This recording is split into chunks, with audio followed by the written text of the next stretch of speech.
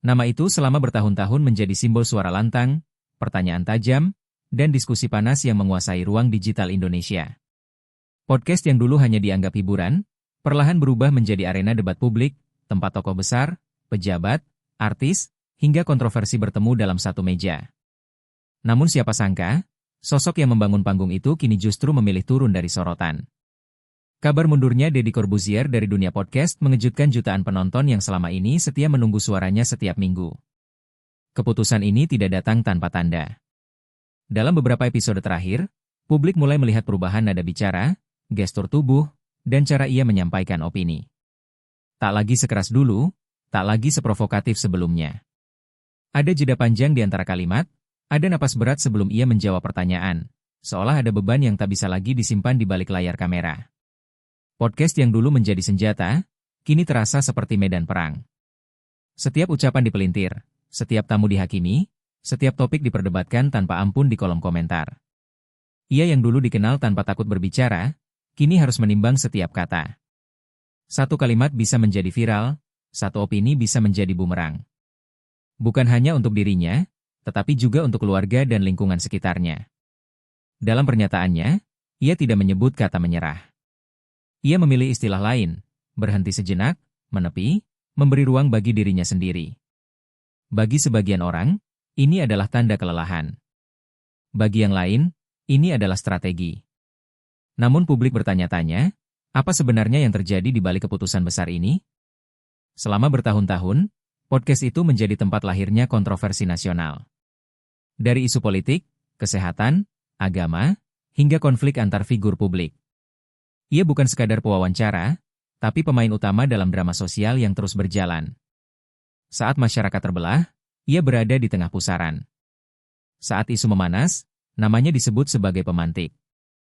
Tidak semua siap menanggung tekanan semacam itu dalam waktu lama. Tekanan datang bukan hanya dari luar, tapi juga dari dalam. Rutinitas merekam, mempersiapkan topik, mengatur jadwal tamu, hingga mengelola opini publik, semua menumpuk menjadi satu. Di balik layar, tidak ada sorak penonton. Yang ada hanya kelelahan mental, beban tanggung jawab, dan kesadaran bahwa pengaruh besar berarti risiko besar. Keputusan mundur ini memunculkan dua reaksi ekstrim. Ada yang menganggapnya sebagai pelarian dari kritik. Ada pula yang melihatnya sebagai langkah dewasa untuk menyelamatkan diri sebelum semuanya runtuh. Di dunia yang menuntut konten tanpa henti, berhenti justru menjadi keputusan paling berani. Dan kini, ruang itu kosong. Studio yang dulu ramai diskusi kini sunyi. Mikrofon yang biasanya menyuarakan opini kini diam. Pertanyaannya bukan lagi siapa tamu berikutnya, tetapi apakah ini akhir dari sebuah era, atau hanya jeda sebelum babak baru dimulai. Publik masih menunggu. Menunggu apakah suara itu akan kembali, atau justru berubah bentuk. Yang pasti, keputusan ini telah menandai satu titik penting dalam sejarah konten digital Indonesia. Ketika seorang raja podcast memilih turun tahta, dunia bertanya-tanya, apa yang akan menggantikannya, dan apakah dunia siap tanpa suaranya yang selama ini mengisi ruang-ruang perdebatan. Keputusan itu tidak muncul dalam ruang hampa. Dunia digital telah berubah.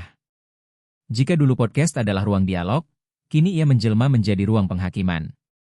Setiap topik sensitif menjadi bahan pertempuran warganet. Setiap sudut pandang dianggap sebagai posisi mutlak. Tidak ada lagi abu-abu. Hanya hitam dan putih. Dalam situasi seperti itu, seorang pembawa acara tidak lagi hanya menjadi pewawancara, tetapi simbol dari sebuah kubu. Padahal niat awalnya adalah membuka diskusi, bukan memecah belah. Semakin besar pengaruh, semakin berat konsekuensinya. Saat jutaan pasang mata menonton, satu kesalahan kecil bisa berubah menjadi badai besar. Potongan video pendek beredar tanpa konteks. Kalimat yang seharusnya lengkap dipenggal menjadi senjata. Reputasi dibangun bertahun-tahun, bisa runtuh dalam hitungan jam. Tekanan itu tidak hanya datang dari komentar, tetapi juga dari ekspektasi. Publik menuntut konsistensi, ketegasan, bahkan keberpihakan. Sementara manusia di balik mikrofon tetaplah manusia, yang punya batas fisik dan mental. Dalam beberapa pernyataannya, ia menyinggung soal kelelahan. Bukan lelah fisik, tetapi lelah menghadapi reaksi berlebihan. Diskusi yang seharusnya mencerdaskan, berubah menjadi adu hinaan. Topik yang seharusnya membuka wawasan, berubah menjadi bahan provokasi. Ia berada di posisi sulit. Jika diam, dianggap menghindar. Jika bicara, dianggap memancing kontroversi. Setiap pilihan memiliki risiko. Publik lalu bertanya, apakah ini bentuk tanggung jawab atau bentuk mundur dari tekanan? Jawabannya mungkin tidak sesederhana itu. Bisa jadi ini adalah upaya menyelamatkan ruang diskusi dari dirinya sendiri. Ketika satu figur terlalu dominan, isi diskusi bisa kalah oleh sosok yang membawanya. Dengan mundur, ia seolah ingin mengatakan bahwa topik lebih penting dari tokoh. Bahwa ide lebih penting dari siapa yang menyampaikannya. Namun dampaknya tidak kecil. Banyak pendengar merasa kehilangan. Bagi sebagian orang, podcast itu bukan sekadar tontonan, tetapi teman berpikir. Ada yang mendengarkan sambil bekerja, sambil berkendara, bahkan sebelum tidur. Suara yang biasa menemani kini hilang. Kekosongan itu memunculkan pertanyaan baru. Apakah akan ada pengganti? Atau justru ini menandai berakhirnya satu gaya konten? Di sisi lain, ada pula yang menganggap langkah ini sebagai momen refleksi bagi dunia konten. Bahwa tidak semua hal harus terus diproduksi. Bahwa berhenti bukan berarti kalah. Bahwa popularitas bukan satu-satunya tujuan. Dalam dunia yang menuntut konsistensi tanpa henti, memilih berhenti adalah tindakan yang melawan arus. Keputusan ini juga membuka diskusi tentang tanggung jawab pembuat konten. Ketika sebuah platform menjadi sangat berpengaruh, ia tidak lagi netral. Ia membentuk opini, memengaruhi keputusan, bahkan menggeser cara berpikir masyarakat. Dalam kondisi seperti itu, kesalahan kecil tidak lagi kecil. Mundur bisa dibaca sebagai upaya mengurangi risiko salah arah. Namun apakah ini benar-benar akhir? Ataukah hanya perubahan bentuk? Banyak yang berspekulasi bahwa ia tidak akan sepenuhnya meninggalkan dunia komunikasi publik. Bisa jadi ia hanya mengubah medium. Bisa jadi ia hanya mengatur ulang strategi. Dunia digital terlalu lekat dengan namanya untuk ditinggalkan sepenuhnya. Yang berubah mungkin bukan kehadirannya, tetapi caranya berbicara. Publik ini berada di persimpangan perasaan. Ada rasa kehilangan, ada rasa lega, ada pula rasa penasaran. Kehilangan karena satu suara besar menghilang. Lega karena kontroversi mungkin mereda. Penasaran karena belum ada jawaban pasti tentang masa depannya. Semua bercampur menjadi satu narasi besar, tentang kelelahan, pengaruh, dan pilihan untuk berhenti. Di balik semua ini, ada satu pesan yang tak terucap. Bahwa ruang digital bukan hanya tentang siapa yang paling keras, tetapi siapa yang paling sadar akan batasnya. Bahwa keberanian tidak selalu berarti terus maju, tetapi kadang berarti berhenti sebelum semuanya rusak. Dan kini, yang tersisa adalah rekaman-rekaman lama. Episode-episode yang pernah menghebohkan. Potongan percakapan yang dulu menjadi perbincangan nasional.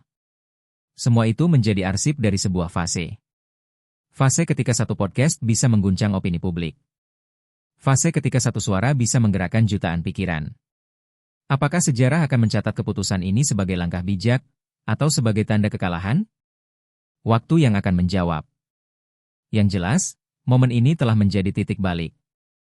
Titik ketika dunia konten diingatkan bahwa manusia di balik layar juga bisa lelah. Bahwa popularitas punya harga. Dan bahwa diam kadang lebih bermakna daripada berbicara. Cerita ini bukan hanya tentang mundurnya seorang figur. Ini tentang perubahan lanskap digital. Tentang bagaimana ruang diskusi menjadi arena konflik. Tentang bagaimana mikrofon bisa menjadi pedang. Dan tentang bagaimana seseorang memilih meletakkan pedang itu sebelum melukai dirinya sendiri. Jika suatu hari suara itu kembali, ia akan kembali dalam bentuk yang berbeda. Lebih hati-hati, lebih selektif, mungkin lebih sunyi. Namun sampai hari itu tiba, keputusan ini akan terus dikenang sebagai momen ketika satu era berhenti sejenak, memberi ruang bagi dunia untuk bernapas, dan memberi kesempatan bagi dirinya sendiri untuk kembali menemukan makna berbicara. Dan disitulah kisah ini berdiri. Bukan sebagai penutup, tetapi sebagai jeda panjang. Jeda yang membuat kita bertanya, apakah kita benar-benar siap mendengar lagi, atau justru harus belajar diam bersama?